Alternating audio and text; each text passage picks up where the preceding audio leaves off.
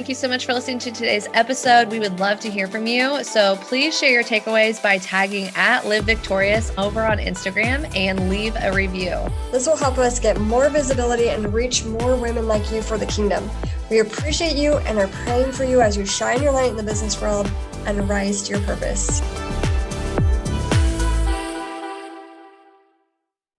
Hey friends and purpose partners, welcome to another episode of Rise to Your Purpose. I'm your host, Brandie Thomas, one of the founders of Victorious Entrepreneurs Rising, along with my sister, Natalie Lawson. And together we're on a mission to help you build a profitable online business that creates kingdom impact while operating from a place of rest. Today on the podcast, I have an amazing guest, Krista Price, and we actually go way back. So you were in Natalie's high school class, like graduating class, right? And yes. Her older brother Nathan was in my high school graduating class. So we have a history. Our families have known each other for years, and we've reconnected through social media, even though we've moved away from our hometown. So excited to have you on the podcast today, Krista. Thanks. Happy to be here. So Krista, for those of you who don't know her, she is a mom. She works at a school and is currently working towards being a published author. She's already written 2 books. And her main mission in life is to just be a great role model for her kids, to raise awareness for their disease with the new book that she's writing. And so today we're going to be sharing a little bit about her book, her just faith journey through battling with her children who have mitochondrial disease. And what does it look like to have a childlike faith despite having challenging adult-sized problems? And so I'm sure a lot of you can relate to that topic today. So Krista, I would love for you to just share a little bit about your journey of becoming a mom, becoming with 2 children with this mitochondrial disease, and just how your faith, how you continue to have that childlike faith with those adult-sized problems. So I got married when I was 21, and Jay and I always knew that we were going to have kids eventually. We just didn't know when. So, I think almost 3 years in, to being married, we ended up accidentally getting pregnant with, Ellie. So, it was a unexpected surprise. And of course we were happy about it. Went through we had a traditional pregnancy. Everything was good. Had the horrible first trimester, honeymoon second trimester, and then I wanted the kid out of me third trimester. But Ellie was born, and about 4 months into her being born, we noticed that she wasn't just progressing like we thought she should. She seemed just behind in her milestones.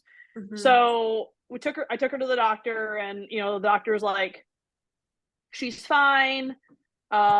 She just needs some more tummy time. She'll catch back up. This is he basically told me I was just overreacting and I was having a new mom kind of situation going on. He's like, it's fine. You're overthinking this. Don't worry about it. She'll catch up.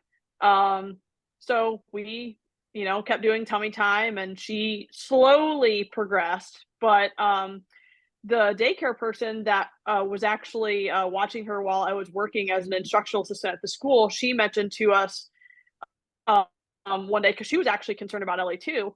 She said, hey, get her involved in First Steps, and they can do therapies and help catch her up a little bit. So, we got her in therapy.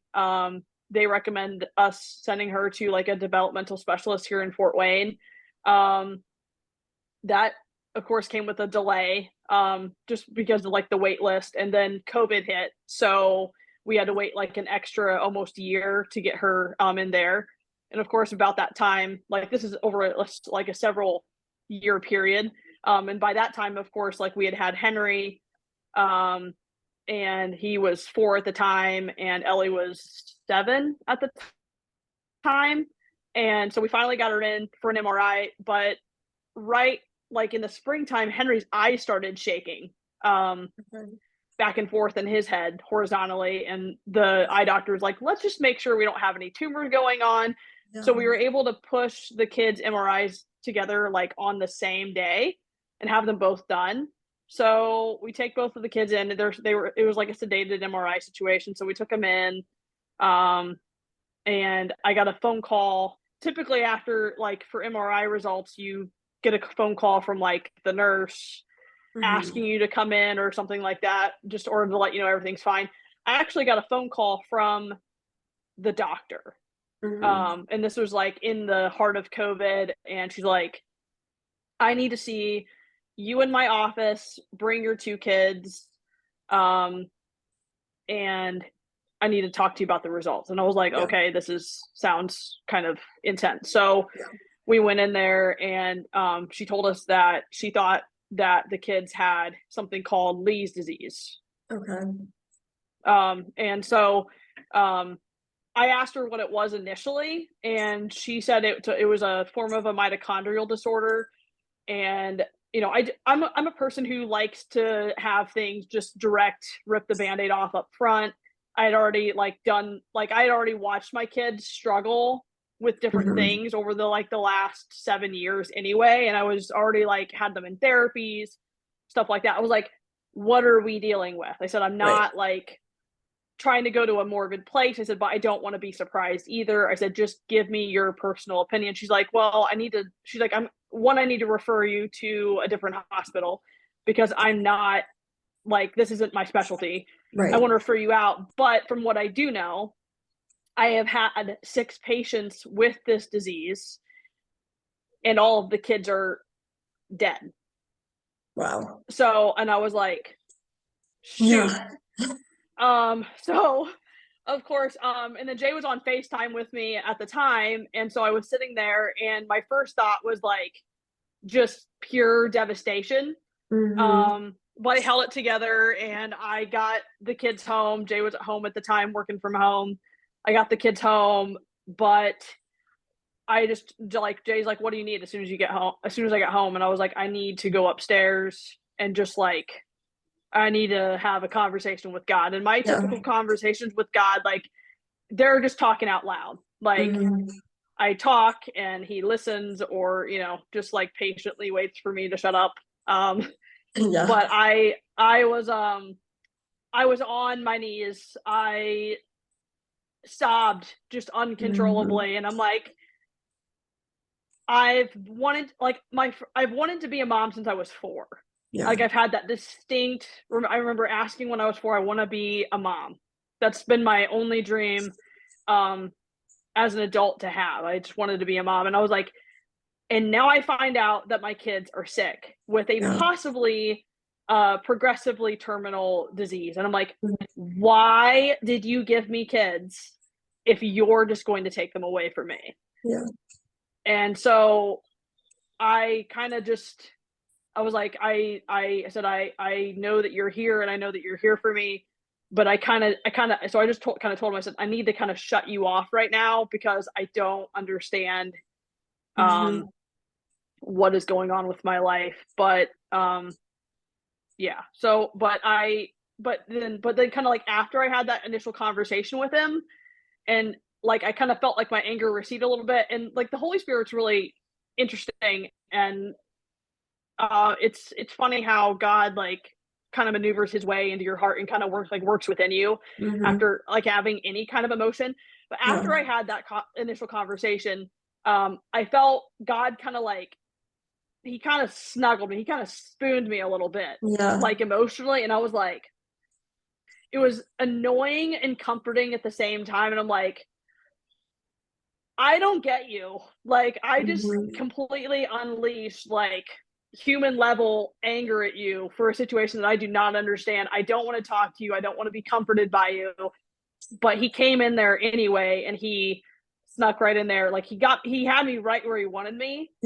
And he just comforted me, and I was like, okay, I guess you can come along for the ride. Like, I had like a complete mindset change after that conversation. So didn't want to, but it happened anyway. Right. So so motherhood looks different now. Yeah, I'm sure. Wow. So thank you for sharing all that too, and kind of setting us up for this conversation, because I think that is God really just wants the relationship with us. He wants us to come and scream at him and cry and laugh with him and like share all the things. Like he created us for a relationship.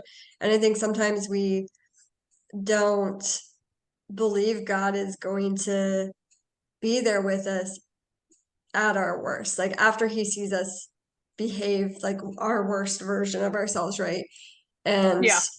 I think what I've learned in my own like journeys and what I'm currently even going through now in my life is like God is bigger than all my emotions and bigger than all my circumstances. And even if I keep coming to him, even if it is with anger or fear or doubt or unbelief, but just keep coming to him, like that, I think is the point of Yeah, it all.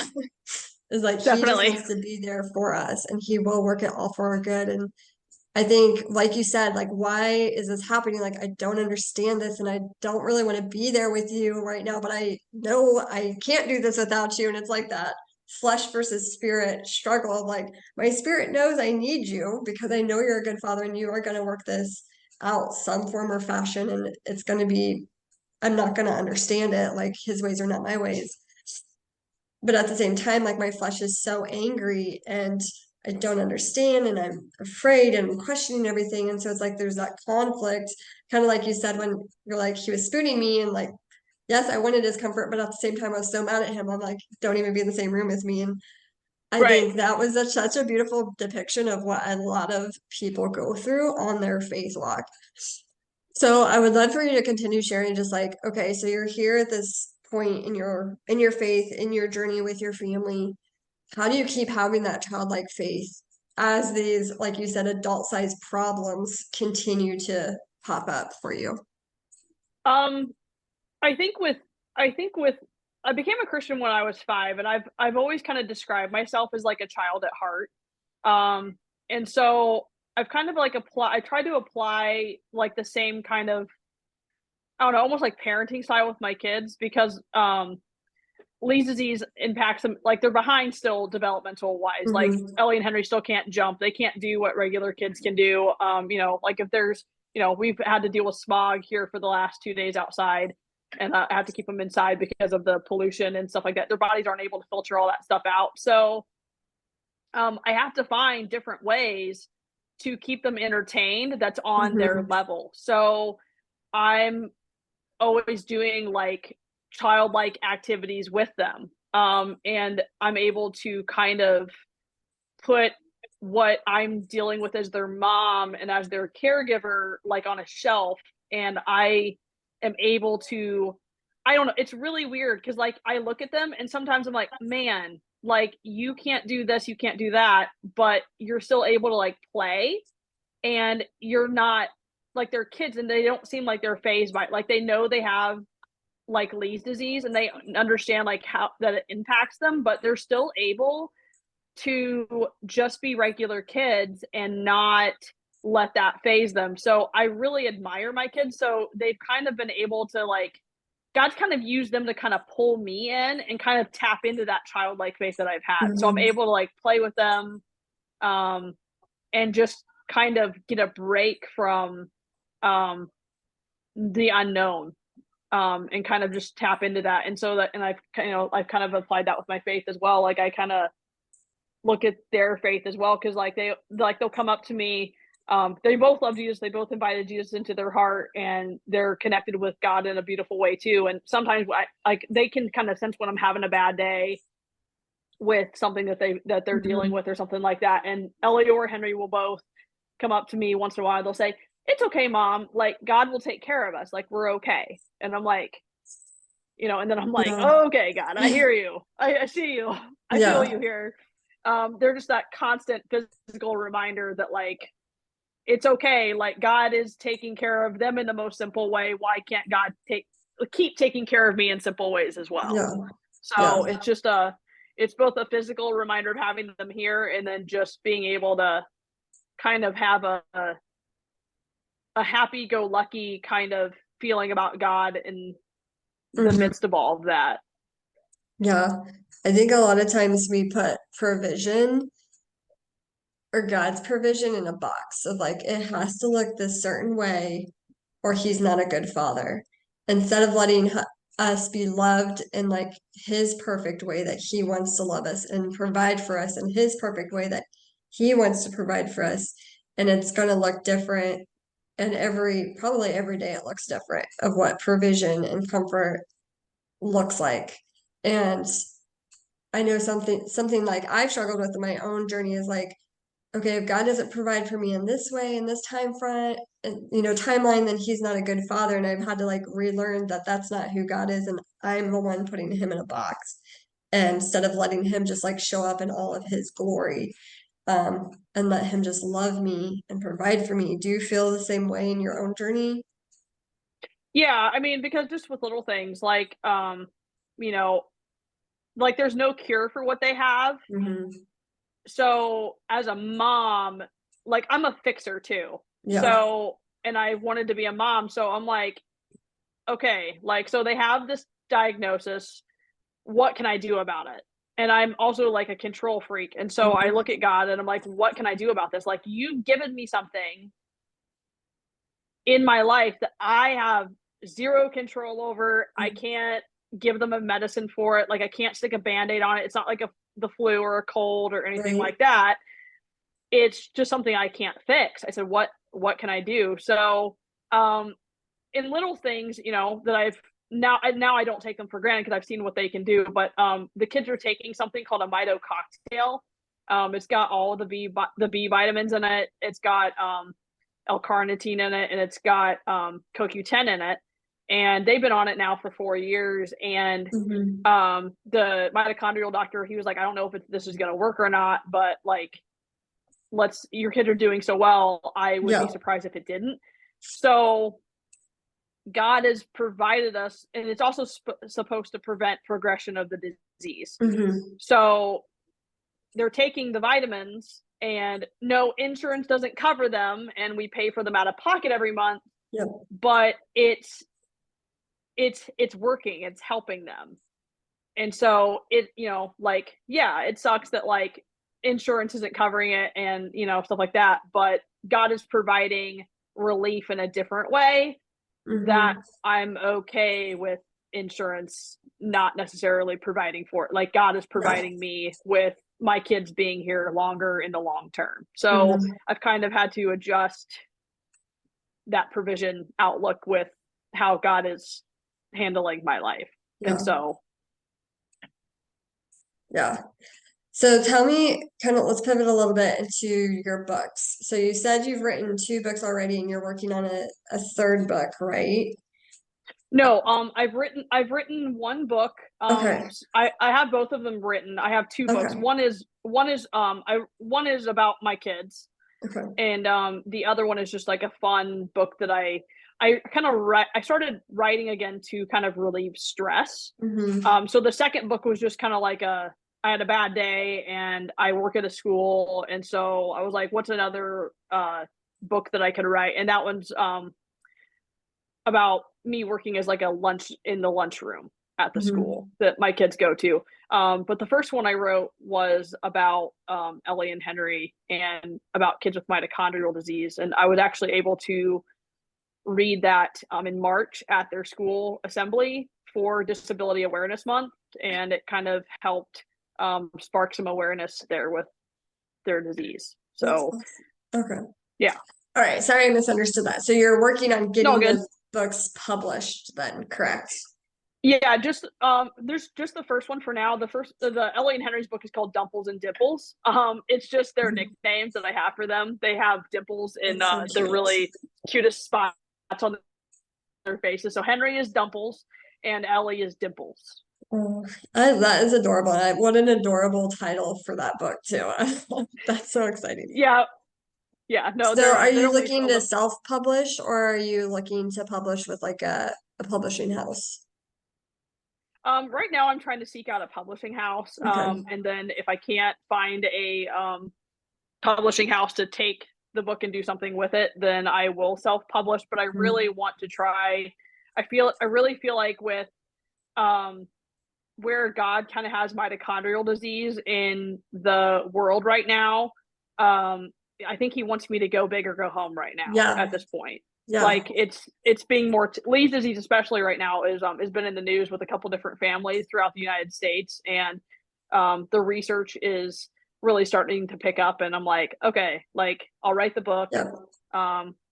Let's go big or go home. So right now it's just a matter of being patient and finding the right one. Yeah. So anybody listening, if you have connections to a publishing house, I'm going to put Krista's social media contact in the show notes. So please reach out to her, reach out to myself. And this is airing in 2023. So like, if you are listening to this, even if you're listening to it in the future and you're like, hey, maybe late, reach out to us, because, you know, we would love to get that, make that dream come a reality for her and for her kids. So is this book, is it more of like, is it kind of like a biography book, or is it kind of like a children's story book to help people understand, like, what's the, it's a mitochondrial educational for kids book for kids. I wanted to introduce in the so my kids are in like the special needs category at school. And it's awkward to find community within any kind of aspect of like, whether it's mitochondrial disease or just overall in the special needs area of like schools and stuff, but especially mitochondrial disease. So most kids with Lee's disease, they die by the age of 3 due to respiratory distress. So, and most of the time that's because they have a genetic variant that is a fatal variant. Jay and I did genetic testing for our specialist at Cleveland Clinic, and we found out that our kids do not have a genetic variant that is lethal in childhood that they know of. So my kids, like they have a rare disease. It's like 1 in every 40,000 kids get a mitochondrial disorder. But so my kids are now in a position where they kind of fall into a more sub-rare category of like kids that are doing well. So trying to integrate ourselves, like our family, into a mitochondrial disease community has been difficult because we've kind of hit the mitochondrial disease lottery. Like my kids are probably not going to die. Like, and then we've also discovered that they're probably going to have little to no disease progression, which is very unusual for kids with mitochondrial disease. So, I've had some people in the mitochondrial disease community that I've interacted with say to me, like, your kids aren't that sick. Yeah. And I'm like, your kids are going to be fine. Like, why are you even here? And I'm like, because my kids are still struggling and I still need like an area where I can talk to people about what I'm seeing and how hard it is to deal with it. So with the book, I wanted to introduce my kids in a way that was just special and different, and kind of made them seem like they're just normal kids. They just have something about them. In the book I talk about it being a secret. And it's a disease that you can't see, but you can see it in the way that they move and the way they interact with the world around them. So that's kind of how I wanted it to come across to kids, is like not something that was weird, but do it in a fun way that was like, hey, they look like you and they act like you, but they just have something just a little bit different about them. And you can still be their friend and treat them like anybody else. Yeah.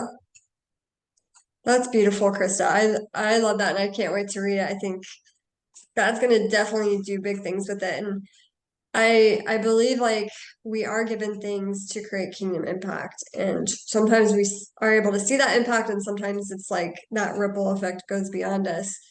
But I do believe, like, you know, the enemy comes to kill, steal, and destroy, and we live in this broken world and broken things happen to us. But I also believe that we have the victory, and God is going to use your story for victory, for the kingdom, and for his glory. And he is preparing a way for you and creating a future of hope and, you know, prosperity for you. So, and that can come about in different ways, but I just believe that God is going to work all things for your good.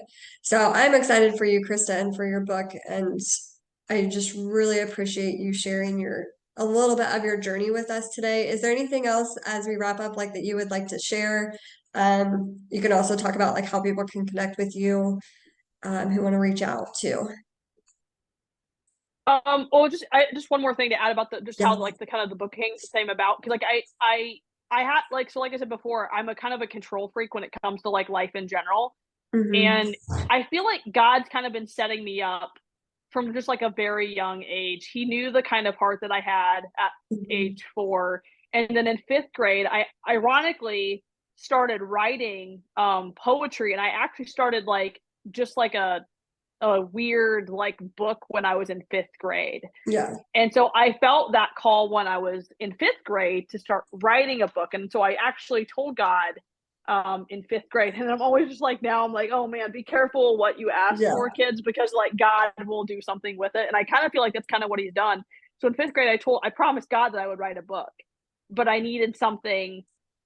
I didn't know what it was. And so I was like, so give me something that, I can use. Again, be careful what you ask for your greater good. I want to write something for you that will make, this world for you better. So, he gave me my kids, and it's not the situation that I would have asked for at all. No parent wants to, have kids that are sick, but, and then he kind of gave me the idea to kind of be able to cope with what I'm dealing with as well.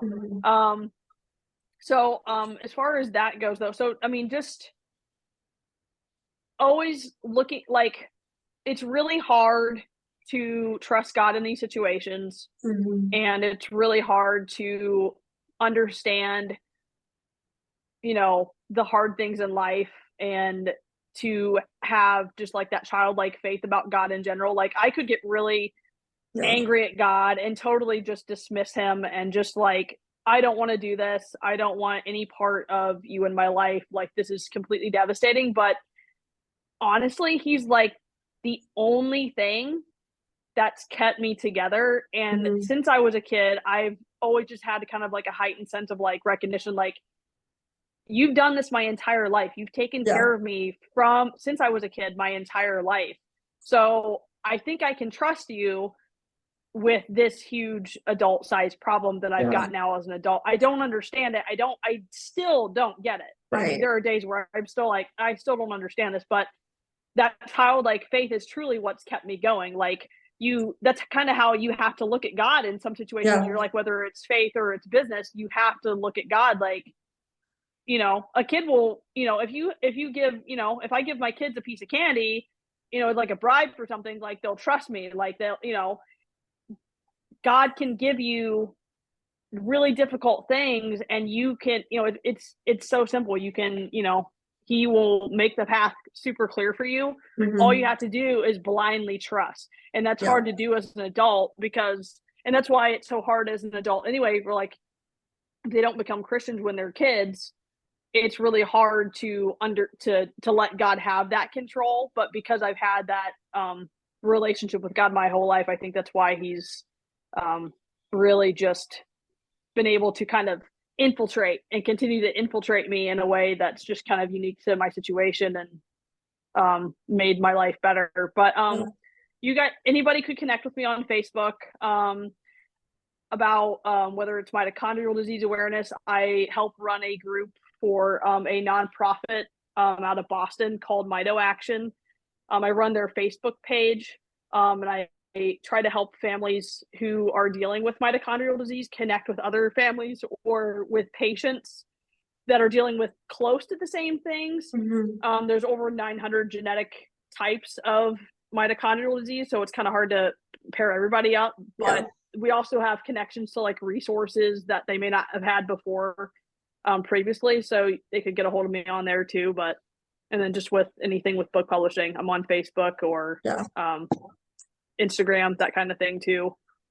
I tend to keep my life pretty private when it comes to mitochondrial disease, but I do post about it occasionally and stuff like that. So Awesome, Krista. And I'll post all of your links in the show notes too, so people listening can just click to your profile if they want to connect with you. Sounds good. Awesome. All right. Well, thank you so much, Krista, for your time today and for just sharing a little bit of your journey and your heart. And thank you, everybody, for listening.